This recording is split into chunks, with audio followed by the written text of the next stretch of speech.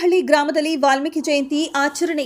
ಆನೇಕಲ್ ತಾಲೂಕಿನ ವಣಕನಹಳ್ಳಿ ಗ್ರಾಮ ಪಂಚಾಯಿತಿ ವ್ಯಾಪ್ತಿಯ ಚೋಡೇನಹಳ್ಳಿ ಗ್ರಾಮದಲ್ಲಿ ಏಕಲವ್ಯ ಯುವಕರ ಬಳಗದ ವತಿಯಿಂದ ಸರಳವಾಗಿ ವಾಲ್ಮೀಕಿ ಜಯಂತಿ ಆಚರಣೆ ಮಾಡಲಾಯಿತು. ಕಾರ್ಯಕ್ರಮದ ಅಧ್ಯಕ್ಷತೆಯನ್ನ ಯುವ ಮುಖಂಡ ಉಮೇಶ್ ವಹಿಸಿದ್ದರು. ಇನ್ನು ಚೋಡೇನಹಳ್ಳಿ ಗ್ರಾಮದ ಮೂಲ ದೇವಾಲಯ ಬುರಗಮರದ ಮುನೇಶ್ವರ ಸ್ವಾಮಿ ದೇವಾಲಯದ ಮುಂಭಾಗದಲ್ಲಿ ಮಹರ್ಷಿ ವಾಲ್ಮೀಕಿ ಭಾವಚಿತ್ರವನ್ನಿಟ್ಟು ಪುಷ್ಪನಮನ ಸಲ್ಲಿಸಿ ಪ್ರಸಾದ ವಿನಿಯೋಗ ಏರ್ಪಡಿಸಿದರು. ಇನ್ನು ಕಾರ್ಯಕ್ರಮದಲ್ಲಿ ವಾಲ್ಮೀಕಿ ಸಮಾಜದ ವೀರಭದ್ರ, ಉಮೇಶ್, ತಿಮ್ಮಣ್ಣ, ಗೋಪಿ ಹಾಗೂ ಗ್ರಾಮಸ್ಥರು ಭಾಗಿಯಾಗಿದ್ದರು.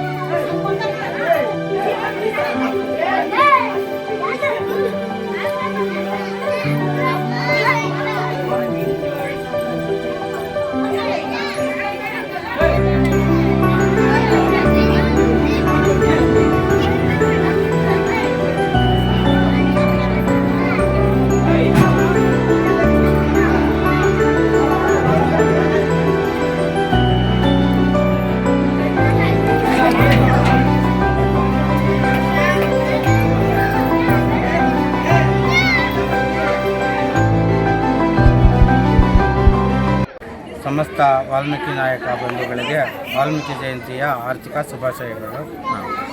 ವಾಲ್ಮೀಕಿ ಜಯಂತಿ ಅಂಗವಾಗಿ ಚೋಡೇನಹಳ್ಳಿ ಗ್ರಾಮದಲ್ಲಿ ಏಕಲವ್ಯ ಯುವಕರ ಸಂಘದ ವತಿಯಿಂದ ವಾಲ್ಮೀಕಿ ಜಯಂತಿಯನ್ನು ಹಮ್ಮಿಕೊಳ್ಳಲಾಗಿದೆ.